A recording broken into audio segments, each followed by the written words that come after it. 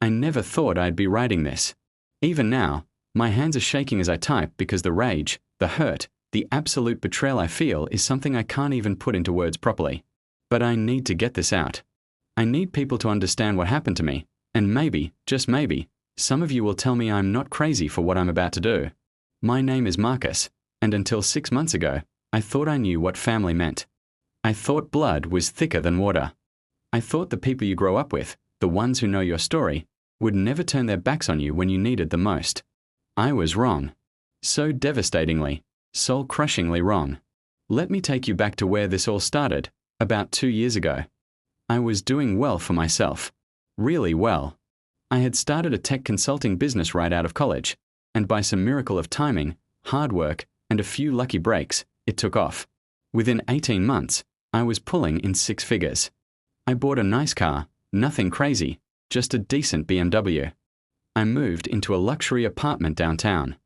I was living the dream at 26 years old, and I wasn't shy about it. I posted on social media, I took my family out to nice dinners, I helped my parents with their mortgage when they fell behind. I was that guy, you know? The one who made it, who broke the cycle of struggling paycheck to paycheck that had defined my family for generations. My cousin Jessica was always around during those good times. We grew up together, more like siblings than cousins really. She's 2 years younger than me, and we'd been inseparable as kids. When I started making money, she was my biggest cheerleader, or at least that's what I thought. She'd comment on every single one of my posts with fire emojis and congratulations. When I'd take her out to dinner, she'd post pictures and tag me, talking about her amazing cousin who was killing it and living his best life. She'd bring her friends around, and I'd pick up the tab, feeling like a generous guy, feeling good about being able to spread the wealth around. Jessica was working as a receptionist at a dental office, making maybe $30,000 a year. She lived with her mom, my Aunt Carol, in the same small house she'd grown up in. I never looked down on her for it. Never. But I won't lie, I felt good being able to help her out. When her car broke down, I lent her $3,000 to fix it. When she wanted to take a vacation but couldn't afford it, I fronted her the money.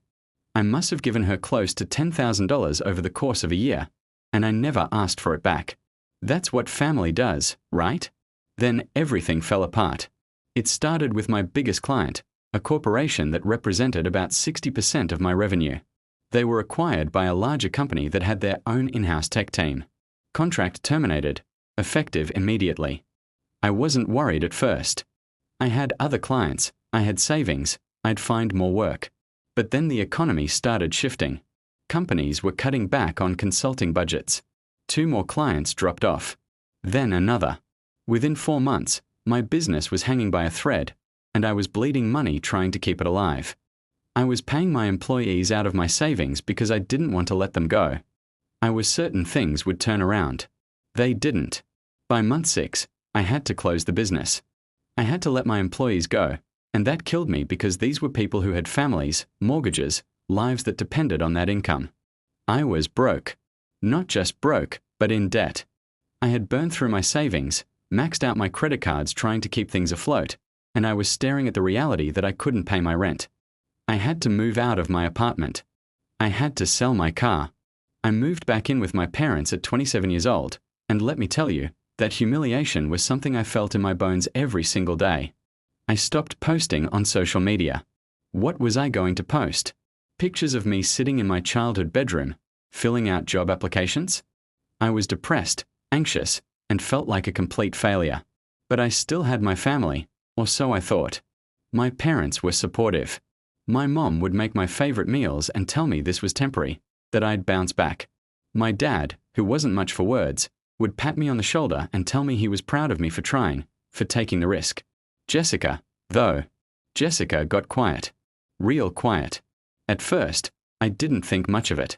She stopped commenting on my posts, but I wasn't posting anything anyway. She stopped texting me as much, but I figured she was busy with her own life. I was too wrapped up in my own mess to really notice the shift. But then I started hearing things. Little comments from other family members. My younger brother mentioned that Jessica had been posting a lot on Instagram lately. My mom said she saw Jessica at a family gathering I wasn't invited to, and she seemed different, more confident, showing off a new designer bag. I still didn't put it together until I happened to be scrolling through Instagram one night, unable to sleep, when I saw it. Jessica had posted a picture of herself at some upscale rooftop bar downtown, holding a cocktail, wearing an expensive-looking dress. The caption read, "Finally living MY best life. Sometimes you have to leave the deadweight behind to rise up. Grateful for this glow-up season." My stomach dropped. Deadweight? I clicked on her profile and started scrolling. What I saw made me feel physically sick. Over the past few months, while I'd been drowning, she'd been posting constantly. Pictures at expensive restaurants. Pictures with new clothes, new jewelry, new everything. And in almost every caption, there were these subtle digs. Not everyone is built for success. Real winners stay winning. Watch who you look up to. They might just be pretending. I couldn't believe it. This was my cousin, my best friend growing up, and she was using my downfall as content, as motivation, as a way to elevate herself. But it got worse. So much worse. I started asking around, careful and quiet. I talked to my brother, who's still in college and somehow knows all the family gossip. He told me that Jessica had been telling people I was always bad with money, that my success was fake, that I was living beyond my means and it was only a matter of time before I crashed. She told people I was arrogant, that I flaunted my money, that I thought I was better than everyone. She was rewriting history, making herself look like the humble one who always knew I'd fail, while I was apparently some kind of cautionary tale. But the worst part, the part that made me want to scream, was what I found out about the money. Remember that $10,000 I'd lent her? Turns out she'd been telling people she earned all that money herself. She'd been telling her friends and coworkers that she'd been hustling and building her brand, and that's how she could afford her new lifestyle. She was literally using MY money to flex on social media and getting praise for it, while simultaneously trashing me behind my back. I confronted her. I had to. I couldn't let it go. I called her up one evening, my heart pounding in my chest, and I said, "Jessica, we need to talk." She answered, all cheerful. "Hey Marcus. What's up? Long time no talk." The casualness in her voice made me even angrier. "Yeah, it has been a while. I wanted to ask you about something. I've been seeing your posts, and I've been hearing some things." "Oh yeah? About what?" She sounded genuinely confused, or maybe she was just that good at playing innocent. "About me. About you telling people I was irresponsible with money, that I was fake, that my success was all for show. Is that true?" There was a pause. A long one. Then she laughed. Actually laughed. "Marcus, come on. People talk. I can't control what people say." "But did you say it? Did you tell people those things?" Another pause. "Look, I might have mentioned to a few people that I always thought you were spending a lot. I was worried about you, honestly. I didn't know it would get back to you." My blood was boiling. Worried about me? "Jessica, you've been posting all over social media taking shots at me. What about all that leaving dead weight behind stuff? What about the money I gave you that you're now claiming you earned yourself?" "Oh my God, Marcus." Her tone changed. Got defensive. Sharp. "Are you seriously coming at me right now? You're mad because I'm doing well? Because I'm finally having my moment? You had your time to shine, and now you're bitter that I'm getting mine." Your moment. I could barely contain myself. "Jessica, you're having your moment with MY money. Money I gave you when I had it, and now you're acting like you're some kind of self-made success story while I'm struggling. That money was from forever ago, and you never asked for it back, so I figured it was a gift. What, did you keep receipts? Were you expecting me to be in debt to you forever?" I was stunned. Absolutely stunned. A gift? I lent you that money because you needed help. I never asked for it back because you're family. That's what family does. Well, maybe if you'd been smarter with your money, you wouldn't be in this situation. Don't put your failures on me, Marcus. I didn't force you to spend everything you had. I didn't force you to close your business. That's on you." I couldn't speak. I literally couldn't form words. This person, this woman I'd grown up with, who I'd shared everything with, was standing there telling me that my financial collapse was my own fault while she used money I'd given her to fund her fake lifestyle. "You know what, Jessica? You're right. This is on me. It's on me for trusting you, for thinking you actually cared about me, for believing that family meant something to you. Oh, don't be so dramatic. You're just mad that you're not the golden boy anymore. You can't handle not being the center of attention. And she hung up. Just like that. Hung up on me. I sat there in my childhood bedroom, staring at my phone, feeling more alone than I'd ever felt in my entire life. I cried. I'm not ashamed to admit it. I cried like I haven't cried since I was a kid. Because it wasn't just about the money. It was about the betrayal. The fact that someone I loved, someone I'd helped, someone I'd trusted completely, had used my lowest moment to elevate herself, had kicked me while I was down and then acted like I was the problem for calling her out. But that was 3 months ago. And a lot has changed since then. See, while I was busy being depressed and feeling sorry for myself, I kept applying for jobs, kept sending out resumes, kept networking, even though it felt pointless. And then I got a call. A company in Silicon Valley wanted to interview me for a senior consultant position. It was a long shot. They were looking for someone with more corporate experience, but they'd seen my portfolio, and they were interested. I flew out there on borrowed money, stayed in the cheapest motel I could find, and I went into that interview ready to fight for it. I told them my story, told them about building my business, about the risks I took, about losing it all.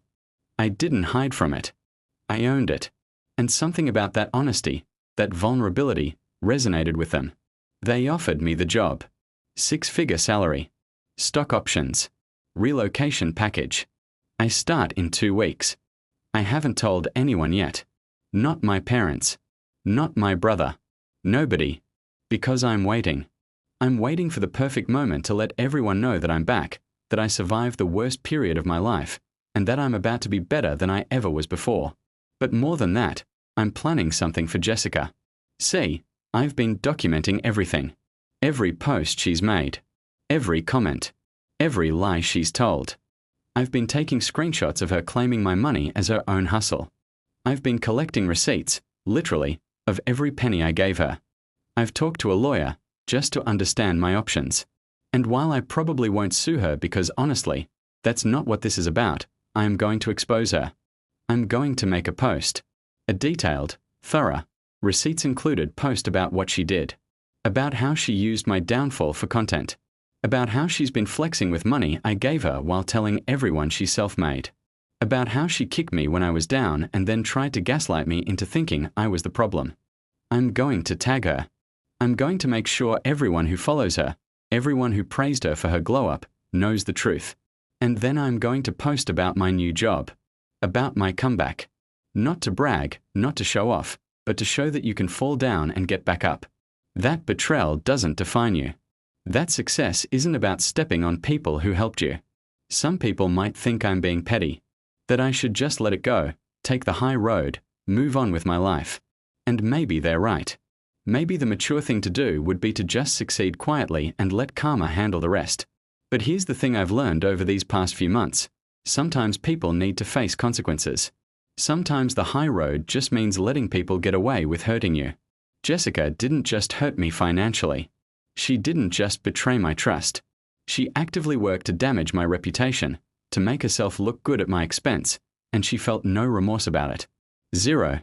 She laughed at me when I confronted her. So no, I'm not taking the high road. I'm taking the road that leads to accountability. The road that says you don't get to build yourself up by tearing others down without anyone noticing. The road that says family betrayal has consequences. My mom always told me that living well is the best revenge. And I plan to live very well. But I also plan to make sure the truth comes out. Because Jessica thought she could use my pain as a stepping stone. She thought no one would ever know what she really did. She thought I'd stay down, stay quiet, stay broken. She has no idea what's coming. And honestly, I can't wait to see the look on her face when it all comes crashing down. When everyone sees her for what she really is. When her fake lifestyle built on my generosity and lies gets exposed for the fraud it is. I'm not the same Marcus who left that luxury apartment defeated and broken. I'm someone who has been through the fire and came out stronger. Someone who knows exactly who his real family is and who isn't. Someone who understands that sometimes the people closest to you can hurt you the most, but that doesn't mean you have to let them win. In 2 weeks, I start my new life. And Jessica's carefully constructed social media empire built on my downfall? It's going to crumble. Not because I'm vindictive, but because the truth always comes out eventually. I'm just speeding up the process. They say revenge is a dish best served cold. Mine's been chilling for 3 months now. And it's about to be served. Stay tuned. Reddit. This is just the beginning.